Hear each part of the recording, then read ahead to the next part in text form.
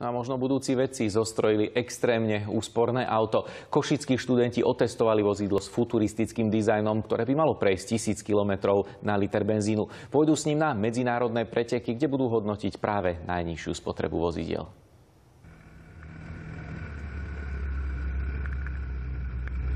Na aute s extrémne nízkou spotrebou pracovalo 10 študentov z Košickej technickej univerzity takmer pol roka. Nízku spotrebu vozidla dosiahli vďaka viacerým faktorom. No, je to vlastne súhra jednak nízkej hmotnosti, nízkych valivých odporov, vyladeného motora, špeciálnymi mapami, aerodynamická karoséria a samozrejme šikovný vodič, ktorý má cit pre jazdu na spotrebu.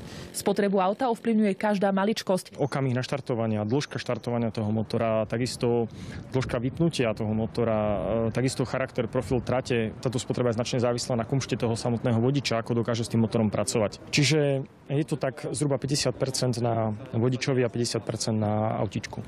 Vodičkou auta je študentka Anna Petrušová. Tvrdí, že ovládanie nie je náročné. Zosynchronizovať tie pohyby, toto bolo možno náročnejšie. Vedieť, kedy máte motor naštartovať, kedy ho máte vytočiť na akú rýchlosť.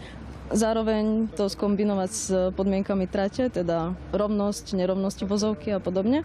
Vozidlo stojí 35 000 eur a celého zaplatila strojnícka fakulta. Podľa jej dekana Františka Trebuňu sa takéto projekty oplatí podporovať. No práve si myslím, že na základe takýchto projektov zamestnávateľia si veľmi všímajú, čo sa na fakulte robí a takýchto študentov chcú okamžite zamestnať u seba. Študenti so svojím autom budú súťažiť na medzinárodných pretekoch už začiatkom júla v Londýne. Lenka Bodová, RTVS.